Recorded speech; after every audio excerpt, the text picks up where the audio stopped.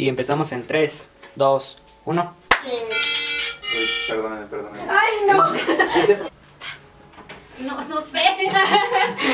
¡Ay! Hola, ¿qué tal? Buenas, ¿cómo se encuentran? Espero que muy bien. Yo aquí estoy con mis compañeros podcasteros y el día de hoy vamos a escuchar a la licenciada María de la Paz.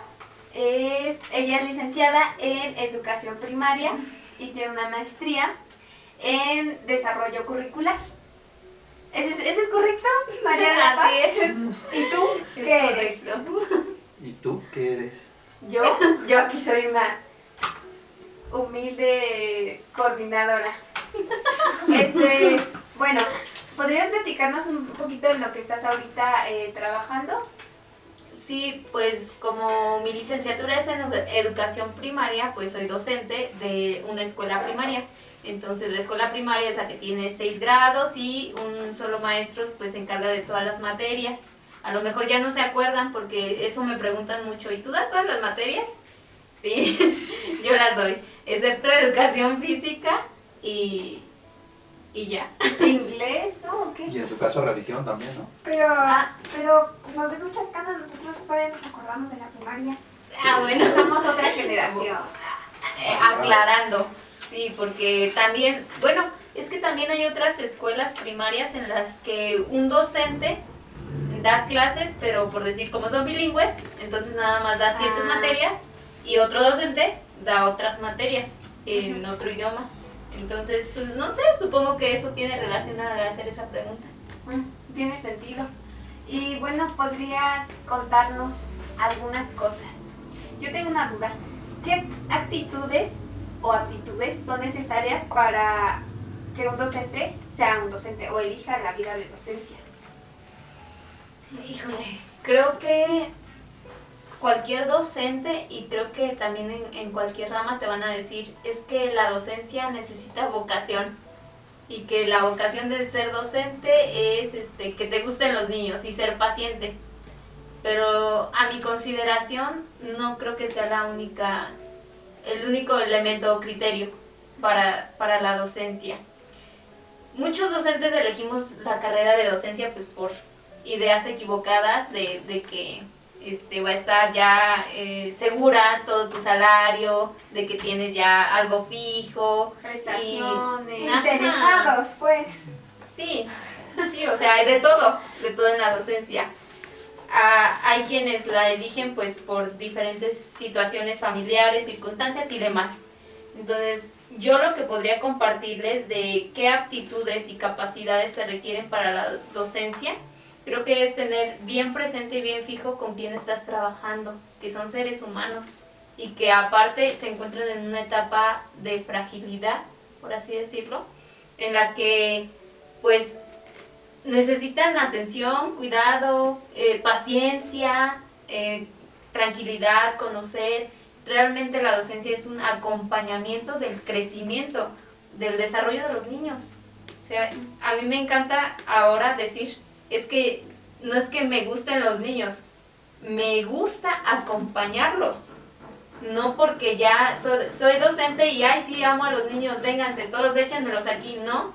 Me gusta acompañar su crecimiento, su desarrollo y convivir con ellos, conocer con ellos, que es muy diferente a decir, sí me gustan todos los niños y ya niños pónganse a jugar o algo así, ¿no? Sí, eso es algo que nosotros obviamos desde el exterior, ¿no? De que es que le encantan los niños, ¿no? Por eso está ahí. Pero no es un poquito complicado encontrarte como con niños un poco algo problemáticos, como niños rebeldes, maleducados o este estigma de el niño que no hace lo que tú le estás solicitando, por ejemplo. Exactamente, generalmente en un grupo hay de todo. Y pues ustedes se acordarán entonces muy claro que hay niños muy rebeldes, que se encuentran pues en unas situaciones conflictivas que causan mucho conflicto a los docentes y que en estas actitudes que les comentaba pues el docente necesita tener paciencia, ser comprensivo y pues abordar digamos las situaciones de una manera que pues que no se vea afectada la integridad del alumno y que al mismo tiempo podamos resolver estas situaciones de rebeldía en el aula, porque sí, son bien comunes. ¿Y cómo motivas a un niño rebelde?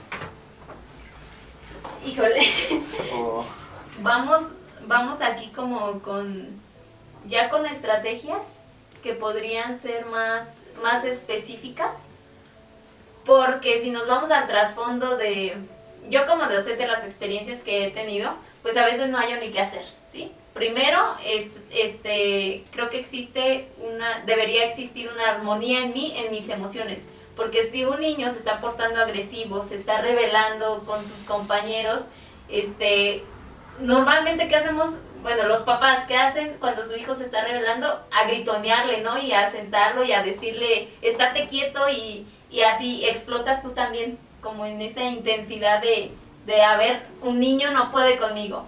Porque Entonces, no hay un límite en tus propias emociones, entonces simplemente explotas. así es, ¿sí? Entonces ahí voy como dirigiendo mis emociones a que, pues, con calma, con tranquilidad. Eso es algo que creo que me caracteriza bastante y que me ha ayudado en la docencia. Entonces, calmarme yo, ver qué es lo que requiere el niño. Yo creo que ahí podría compartirnos algún experto en psicología, como todos los elementos, características que podrían presentarse en un niño, sobre todo rebelde, porque trae muchas cosas de casa, ¿sí? Y justamente Conocemos. relacionado con traer cosas de casa a la escuela, ¿cómo puedes llevar el trabajo de lidiar con estos niños con inteligencia emocional, que es lo que pues realmente tú estás haciendo al no gritonearlo, quererte imponer al niño? ¿Cómo llevas este trabajo con los papás? ¿No es más difícil porque pues por algo es rebelde, ¿no? Bueno, como dando seguimiento, o sea, las estrategias que se tienen que implementar con los niños son unas, y ya va a depender también del docente. Entonces, de identificar en el alumno sus necesidades también, porque muchos nada más necesitan un abrazo o atención o algo así. La relación con los padres de familia es bastante complicada. Seguramente han escuchado mucho el dicho de que en la casa se educa. Se maleduca. Se educa, y en la escuela nada más bueno, no es un dicho, más bien es como los objetivos que se deberían de tener, que en la casa se tiene que educar y en la escuela únicamente se forma, se va como acompañando en el conocimiento y en todo ese desenvolvimiento. Entonces, generalmente en casa pues se manda a la escuela para que el niño nada más esté entretenido o cumplir con los derechos de los niños, de darles una educación y que no les vaya luego a llegar el DIF o cualquier detalle, ¿no? Entonces, los mandan como a una guardería y no se enfocan pues tampoco en la crianza de sus hijos, que ese es otro aspecto, ¿no? Los tipos de crianza, que a lo mejor podemos hablar en otra situación, pero ya dependiendo de cada casa, se ve reflejado en el aula pues todos los comportamientos que se tienen y pues asimismo la relación que existe entre padres y niños y demás. Entonces, si eso ya es complicado de por sí, que el docente pueda intervenir en casa o pueda hacer algo para cambiar la dinámica de casa, es más complicado aún. ¿Qué podemos hacer? ¿Qué hemos hecho en mi experiencia? Realizar talleres con padres de familia, hablarles sobre el tema, sobre los tipos de crianza, qué pueden hacer ellos con sus hijos, pero la realidad es que generalmente las familias que no asisten a estos talleres son quienes tienen hijos más problemáticos, más rebeldes. Entonces es una cadenita que a fin de cuentas, pues, ¿cómo la podemos trabajar? Sí. En el día al día con el alumno. Entonces, hace un momento comentabas de estos momentos en los que había un niño tan rebelde que tú tenías como que estar bien contigo para poderle responder. A ver, no sé si ustedes tengan una experiencia de una maestra o maestro que haya llorado enfrente del salón, ustedes como niños. Porque en lo personal, pues sí, me pasó que había un compañero problema, que así es como lo nombran, ¿no? El niño problema. Aunque ese término como que no está tan... Sí, las etiquetas no son siempre. No se dan. No. Sí, pero éramos muy chiquitos, o sea, yo me acuerdo a lo mejor unos 8 o 9 años y el niño le empezó a preguntar a la maestra, pero ¿por qué me tengo que sentar? Y la maestra, por favor, siéntate. Y así se veía como que yo estaba, ¿pero por qué? Y el niño así como, hasta se veía inocente su pregunta. ¿Pero por qué me tengo que sentar? Es que no entiendo. Pero todos los demás ya estábamos sentados y todos así como de... Y la maestra, siéntate, estaba así, yo sentía, así que le iba a hacer ¡pum! Y el niño no se sentaba y se paraba así y la maestra ya estaba como que sobre él, siéntate. El niño nunca se sentó. La maestra empezó a llorar, se desbordó y le dijo, salte. Y se salió el niño. Feliz, aparte. Ah, no me acuerdo, no me acuerdo de esos detalles. Al salte sí le hizo caso, al siéntate no. Nada, creo que se asustó al ver a la maestra llorar, porque ser maestra representa una figura muy significante en la vida de un niño. No sé, ¿a ustedes qué les parece o vivieron algo parecido? ¿No?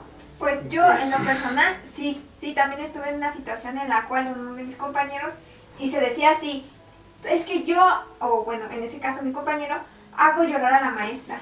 Y ya cuando estamos más grandes y quedamos más en conciencia en que a lo mejor retamos a una figura autoritaria, se vuelve algo de presumir. Y ya es como de, aquí yo en cada escuela hago llorar a un maestro. Y es como de, con permiso. Chico rebelde pasando, casi. Y me parece alarmante por el hecho de que, como tú decías, es una figura de autoridad. Ajá, completamente. Pero a ver, Pasi, platícanos cómo ha sido esto. O sea, tú has vivido una experiencia a lo mejor como niña o ya como docente, No, que ya, se haya salido del de otro lado. Del otro A ver, lado les voy a cuéntanos platicar. Cuando doy mis prácticas en la escuela, ¿A los alguna cuántos ocasión... años es después de salir? ¿Inmediatamente? No, mientras estamos en la licenciatura, en primer año vamos ya a una escuela. O sea, Así, sin nada, llegando. experiencia cero. Sí, nada. Ok. Es sencillo porque cuando comenzamos es como de la practicante, sí, la que canta canciones con sí. nosotros y nos consiente porque no les damos clase. Entonces eso es en el primer año y vamos entrando poco a poco. Y nos lleva dulces. Sí, eso sí, regalos.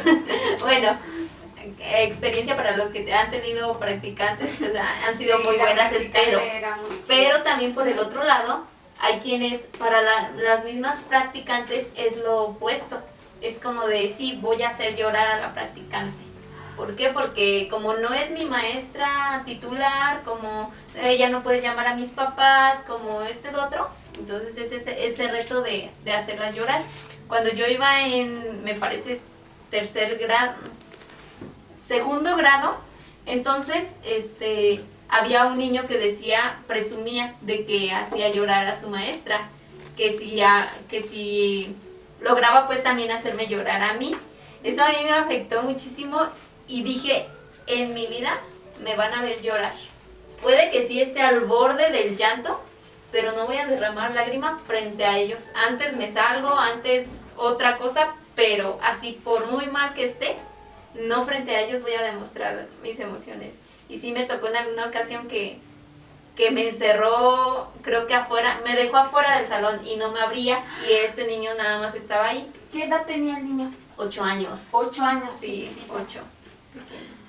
Entonces ya no me dejó entrar y yo tocando algo ¿Pero los así. alumnos estaban adentro todos? Ay, la verdad, no me acuerdo bien cómo pasó. Creo que fue un hecho que borré. Hasta ahorita me estoy ¿Cuánta acordando. ansiedad que tu mente dijo de eso no te acuerdas? Sí, sí, hasta ahora me acuerdo. Algo pasó, sí, los niños todos estaban en un sitio. El chiste es que este niño estaba haciendo un ruido muy exagerado y yo pues me alteré porque tampoco estaba la maestra titular, que generalmente así nos dejan, ¿no? Los titulares, solo a la practicante y que se haga bolas. Entonces Para que agarren callo. esa fue una experiencia. A ver, eso de torturar practicantes está interesante. Ay, pero en todos los ámbitos. es un poquito después. Continúa con tu Bueno, ese fue un hecho, un suceso. Pero el otro que les quería platicar Ya fue siendo yo docente titular. A ver, pero un poquito retomando la historia. ¿Qué hiciste tú en ese momento? O sea, o después, ¿volviste a esa escuela? ¿Hablaste con la maestra? ¿Qué hiciste? En ese momento, dejé que el niño hiciera lo que quisiera, que se enterara quien quisiera. Yo me respiré, me tranquilicé y atendí a los demás. Estuve con los demás, me enfoqué en los demás, decían algo de ese niño y yo, digamos, sí, lo borré. ¿Y eso fue lo correcto? Realmente no te sabría decir. Ahora, con tu experiencia, ¿habrías reaccionado distinto? Creo que sí habría reaccionado distinto, diferente. A lo mejor no tanto en... No sé. Está bien, está bien. Está bien. Yo tengo otra pregunta en cuestión a mí, una experiencia personal. Yo en mi primaria tuve maestros muy buenos y muy, que se relacionaban mucho con nosotros, pero exactamente en quinta de primaria tuve un profesor que fue un ex militar. Entonces, ¡Ay, no! ese profesor era, o sea, imponía respeto, o sea, daba un miedo tenerlo cerca. Miedo. Ajá. Diferente Entonces, respeto. antes, cuando tocaban el timbre, todos nos corríamos y nos sentábamos y él llegaba y nadie decía una sola palabra. Se sentaba y daba su clase y ahí todos hablábamos, todos bien educados. Se iba y otra vez nos relajábamos, ¿no? Pero era así de, ¿está él? ¿Qué les hacía? Ajá, o sea, se suscitó una situación, o había un No, rumor. No, simplemente Su por el hecho de presencia. que sabíamos que era militar y su presencia, la voz que tenía, nos daba un, no sé, un miedo, no sé, algo que ¿De nos dónde, decía como... dónde todo, o sea, Sin nombre. a lo sí. mejor sin nombres, pero en tu contexto fuera de la escuela, ¿hay alguna razón por la que creyeras que un militar podría hacerte? No. Pero, bueno, uno piensa en militar y dice, sí, mejor ni me le pongo. ¿No? Sí, entonces Yo creo. él tenía una manera de enseñar muy disciplinada. O sea, era como, tienes que traer la tarea, Autoritario. ajá, tienes que traer la tarea, si no, no me la traigas. Y vete a tu sala. O sea, es como que bien disciplinado y muy recto. ¿Tú qué piensas en cuestión a ese tipo de educación? Tipo más militarizado, podría decirse. Sí, en la educación generalmente se le conoce como autoritario, en el que el docente da órdenes y dice y así como muy firme siempre. A mí en lo personal no me gusta, porque eso deshumaniza a los alumnos. Y para mí, pues lo más importante son los niños. Muy acorde como si en su humanos, clase como no hacíamos desmadre, por decirlo así. desorden. Ajá, y en otras clases sí lo hacíamos y la maestra desesperaba y nos decía, ay, ay, ay, ay. Pero con él era literalmente cero gritos, cero respiración. ¿Cómo te casi, sentías casi. tú al tomar su clase? Pues realmente aprendía, porque le estaba literalmente enfocado a lo que lo decía, porque de la nada me podría haber preguntado, o preguntaba, decir, ¿tú qué dije que no sé qué? Respóndeme esta pregunta. Y tenías que estar al tanto, porque si no, ¿Qué pasaba? uf, ¿Qué pasaba? Sí, ¿cómo te sentías? pues como que te sentías como decepcionado, o sea, como que daba Como esa que lo sensación. decepcionabas. Ajá. ¿Un tipo de violencia psicológica? A ver, aquí podría hipotetizar, porque obviamente hizo contexto del señor y de tus compañeros y de lo todo. Pero un niño le tiene miedo porque dijiste miedo, ¿no? Bueno, perdón si te interrumpo. Ya me acordé que sí hubo una situación en la que alguien sí hizo Algo indebido. algo indebido Ah, dentro de... Y lo que hizo, prácticamente no lo regañó ni le dijo nada, solo dijo, oye, agarra tus cosas, ve con el director. ¿Y el No dijo director nada qué más y el hacía? director le habló al papá y ya le explica cómo hizo esto y esto. Esa es otra cosa. Porque actualmente cuando le dices a un niño, ve con el director y el director no hace nada o habla con sus papás no hacen nada. Entonces, a fin de cuentas, como que no dar ese seguimiento es lo que... No, Y ahora que no estoy existe. indagando, creo que ese era el ¿Te miedo acuerdas? de que llamaran a nuestros padres. Ah, bueno. Porque Eso ya sé, yo sé. otra maestra no te decía vete con el director, no, ella te trataba de decir, oye, ¿sabes qué? Cálmate, no sé qué, te voy a poner unas planillas para que Distraerte, Ajá. algo, ajá. Pero él era de, lo arruinaste, vete Director. con el director. Pum. Entonces el del miedo también era el director. El miedo era que te llamaran a tus padres y que te dieran una regañiza llegando. Ese miedo sí existía aún para su época, para sus edades. Sí, pero Su época como si actualmente... fuera antes del 2000. ¿No? ¿Antes del 2000? Sí, ¿En la primaria? primaria, sí. A ver, periodo de primaria, ¿cuál fue? Sí, sí, Años, 90 y 98. ¿98? No. Sí, Sí, no, sí, 98. 98. Ah, entonces sí. Pero nuestros periodos, que ya eran del... Bueno, de todas maneras, apenas 2000, pero, Ajá. pero sí, o sea, este cambio que se ha dado de que ya mejor ni para qué decirle a los papás, porque de todas No hace maneras nada. hasta el quien resulta regañado es el maestro o el director. ¿Cómo lidias con eso? A ver, cuéntanos. Entonces eso es más experiencia de eso. generacional, ¿no? Porque, Sí. porque yo recuerdo que El miedo, sí. el miedo del padre era mucho en la primaria, Sí. en mi generación. Sí, porque ahí va la cadenita, ¿no? No le tienes miedo realmente como al maestro o al director, sino a lo que te van a hacer tus papás, a lo que te va a repercutir a ti en tu día a día Puntería. y demás. Entonces es eso, en ese sentido. ¿Tú nos ¿Cuál ibas fue a la comentar? pregunta? No, perdón, es que se me olvidó cuál pregunta hiciste. Pregunté si te había ocurrido alguna situación. Ah, no, ¿cómo lidiaba? Ella fue ella. A ver, aquí nos estamos ¿Cómo hablando. lidiaba con los papás? Sí.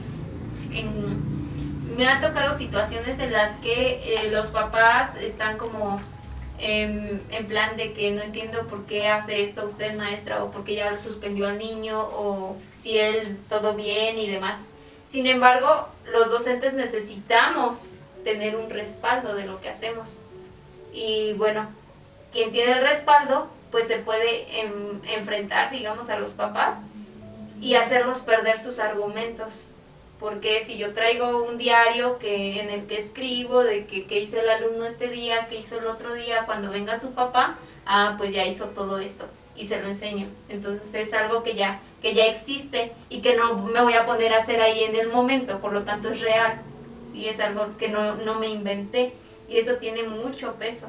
Entonces si tienes argumentos sólidos con los papás, aún así pues lo dejan, ¿no? No Ajá. tienen ellos cómo argumentar tampoco, porque Entonces, esta aplicación, este diario que mencionas, ¿te lo enseñaron en la universidad o tú desarrollaste esta forma como de verificar los hechos o algo así? ¿O cómo pasó esto del diario? no, fíjate que sí es una estrategia que desde la universidad nos pusieron mucho empeño en eso. Nos decían, es que tienes que hacerlo porque es tu respaldo, porque es algo que te sirve para enfrentarte a los papás, para confrontarlos y que lleves pues tu registro por esto mismo, porque se han dado muchos problemas legales también por miles de situaciones, y entonces ese es un respaldo que nosotros tenemos para demostrar y hacer de conocimiento principalmente a los padres de familia pues cómo está la situación. Sin embargo, pues cuando sale de la escuela es como de, ay sí, ya por fin no tengo que hacer más nada, pero en la práctica pues dices, oh rayos, sí necesito hacerlo.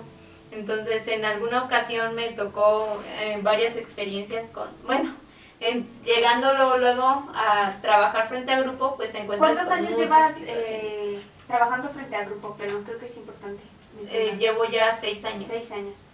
6 años frente al grupo. Entonces ya sé, se pasan rapidísimo. Llegando pues está uno así como de ya eres titular y con el miedo y toda la responsabilidad para ti y demás situaciones que se presentan. Sin embargo, es como lidiar con ellas, que te va pues sacando experiencia y que ya tienes también esta formación desde la escuela. Y ahí me tocó aplicar este diario con un par de alumnos que tuve casi en el primer año que estuve completo, porque sí se ponían muy agresivos, llegaron a lanzarme botellas. En esos momentos pues yo no supe cómo reaccionar. Ahí sí yo hubiera reaccionado de manera diferente. Yo mantuve la calma, en ningún momento pues fue de alterarme. De regresar Yo de me la sentí botella. muy terrible. Muy Yo agresiva. tenía tantas ganas de llorar. Al final ya los dejé ahí que hicieran lo que quisieran porque yo estaba con ellos en el salón. Era hora de recreo. Yo quería hablar con ellos, la situación, y ellos no se prestaban para hablar. Lanzaron la botella y así me pasó por un lado, pues no me llegó. Entonces yo me sentí con mucha impotencia y lo que hice ya fue salirme del salón, dejarlos ahí, ¿Pero por qué llegaron me a eso? bajé. ¿Llegar a qué? A lo de lanzar la botella. O sea, ¿cuál fue su inconformidad o...? Yo quería hablar con ellos. ¿Pero por Era qué? momento de recreo. Porque golpean a otros niños, porque estaban molestando, porque traían varias situaciones conflictivas y ya de tiempo. Entonces, mi estrategia había sido comunicarme con ellos, ver qué pasaba, cómo se sentían, pero no se prestaron a ello. Y más bien se pusieron a juguetear y a decir, la maestra, no, pues quiere hablar con nosotros, pero nosotros ni caso le hacemos. Entonces estábamos en el salón, la puerta estaba cerrada y ellos pues querían salir, pero yo les trataba de decir que habláramos antes, que arregláramos. Ajá. Entonces pues ya se ponían a correr por todo el salón, no me escuchaban ni demás, y fue que lanzó el niño la botella hacia donde yo estaba. Y ya fue mucha impotencia ahí. Y fue cuando te hiciste lo del diario. No, y te bajaste, perdón. Tú saliste. Te saltaste una parte, te bajaste y... Esa estrategia del diario es muy general. De esa situación en específico, claro que lo anoté, pero así como muy informal.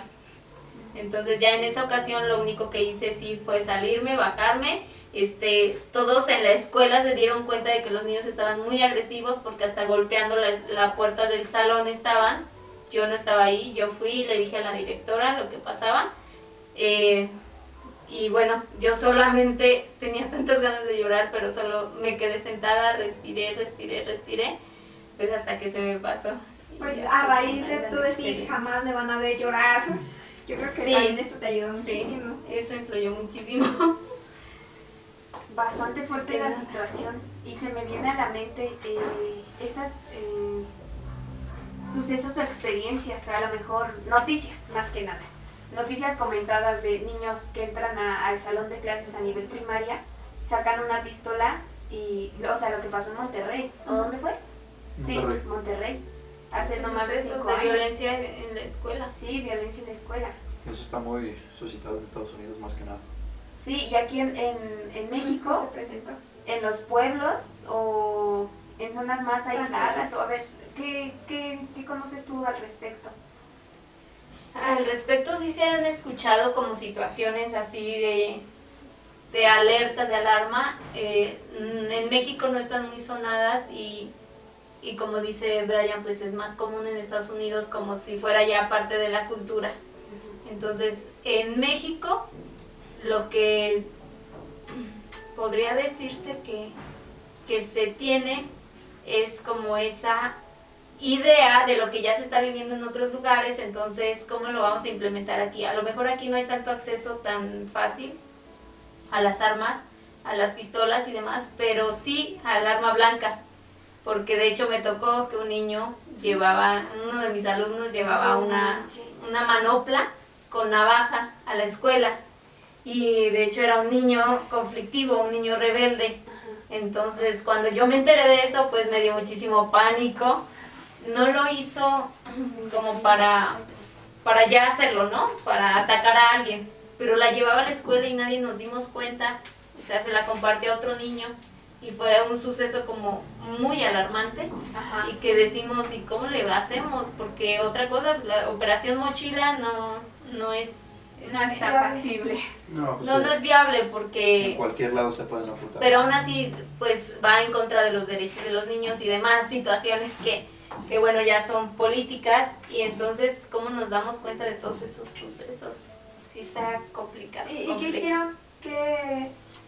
¿Qué estrategia utilizaron como para abordar la situación con ese niño de la Con los arma blanca? papás y con el niño. Ahí fue a hablar primero con el niño. De ahí nos pudimos dar cuenta de que pues el niño traía muchas situaciones y que aparte pues estaba mintiendo. sus papás los estuvimos citando 1 semana, 2 semanas, 3 semanas, no se presentaron, no fueron a la escuela, ni siquiera sabían por qué los estaban citando. Intenté comunicarme con su mamá hasta que le dijimos al niño, no entras a la escuela si no vienes con tus papás. Entonces ya son como maneras muy extremas, sí. Extremas. Y es que si no hay apoyo de los padres de familia, mínimo para que se enteren de la situación o de lo que está pasando y que lo apoyen como pues, de verdad a un apoyo, no hay manera. Al final ya llegó, quedamos que se iba a canalizar pues a un centro de psicología, de terapia para ayudarle, pero bueno, eso se queda ahí como al aire. Ajá. ¿Y al final sí le retiraron el arma o...? Sí, Sí. sí, esa ya no se le regresó. Cuéntanos ya el chismecito posterior. Pues ya no se le regresó el arma, no, ya ¿Y el no. niño siguió asistiendo? Ajá. Se atravesó la pandemia. Incluso andaba una propuesta, ¿no? Ay, es súper reciente. Andaba una propuesta en Estados Unidos que creo que no se aprobó, que los maestros fueran armados a las escuelas, ¿no? Ay, Ay, no, ¿te no, ¿Te imaginas? imaginas? Fíjate, si a los maestros les llegan a robar el celular o demás En clase. cosas en el salón, en la escuela, imagínate un arma. No, Sí. y luego lo que hablábamos al principio, de que no siempre el docente se va a encontrar con las aptitudes que debería tener. O sea, a Sus veces emociones. se meten a la licenciatura de docencia por cualquier otro motivo, entonces también hay que tener cuidado, ¿no? Sí. Sí estaba muy tocado ese tema de que fueran a las clases Hay mucho debate Con al arma. respecto. porque según ellos pensaban que mejor un estudiante menos a 10. ¿En serio? Sí. Órale, eso nunca lo había escuchado. Estaría interesante de Investigar, analizar, ¿no? Sí. Ah, sí. Retomando. Esta conducta del niño violento o el niño desordenado, el niño... Ay, ¿cómo es este término? El Rebelde. niño rebelde. Ajá. Tengo una teoría. Bueno, no es una teoría.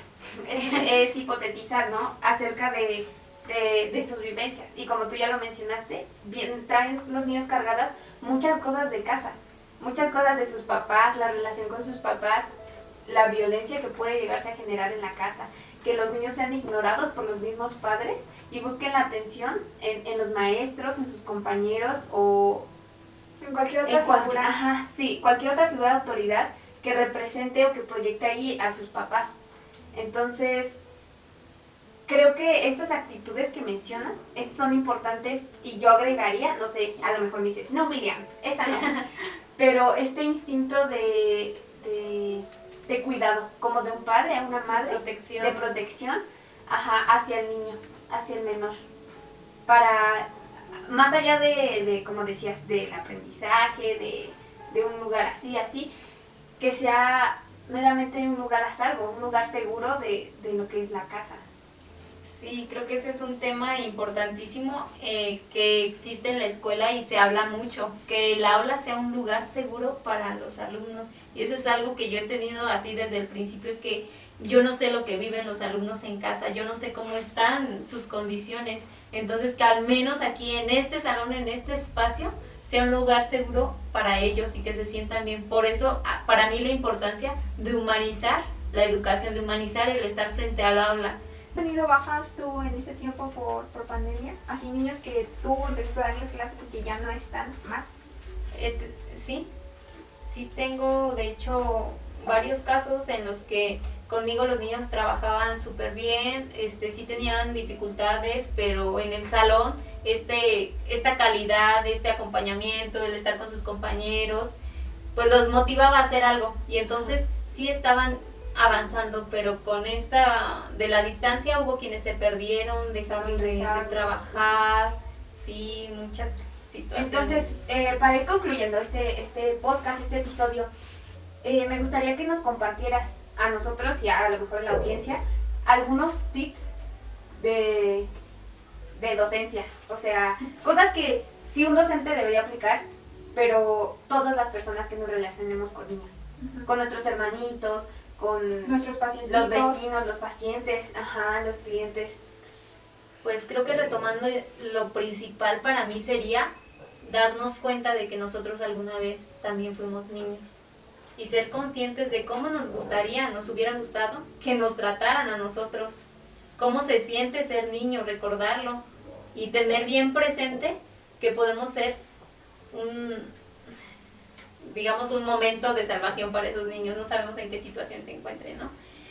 En este sentido, el hecho de dar como estar en armonía con los niños, tratarlos con respeto, porque son seres humanos, humanizarlos, tenerlos como personas, en diferentes filosofías, más bien, Diferentes en teorías. tiempos anteriores se creía que los niños no valían, ¿sí? En otras situaciones se pensaba que los niños eran adultos pequeños. Entonces, esta variante y estas ideas, estos pensamientos, pues hay que reestructurarlos también y darnos cuenta de que todos pasamos por ahí, Hay que fuimos disformarlos. niños,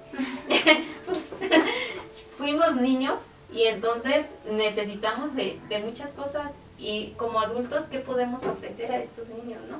Desde quitarles las etiquetas, no etiquetar de que este niño es burro, este niño es inteligente, este niño no, fuera las etiquetas, somos seres humanos, somos personas y que tenemos muchas cualidades, muchos defectos más, pero de los errores aprendemos también y tener pues esta paciencia, armonía desde nosotros mismos para poder compartirla con los niños, acompañar realmente pues, su desarrollo, su crecimiento, no vivir por ellos.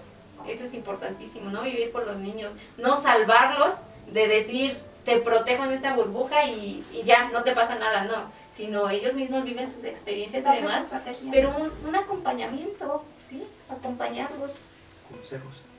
Pues muchísimas gracias.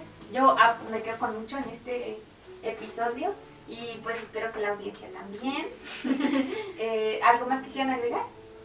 No, pues muchas gracias por compartirnos tus experiencias, tus estrategias, las aptitudes que has desarrollado a través de estos 6 años. Estuvo realmente muy interesante y pues yo creo que yo en lo personal me llevo todo esto para aprender cómo tratar a un niño. Gracias. Efectivamente. Pues ya. Ahora que haga salud pública en niños me va a servir mucho esto. Listo. Muchas gracias. Adiós.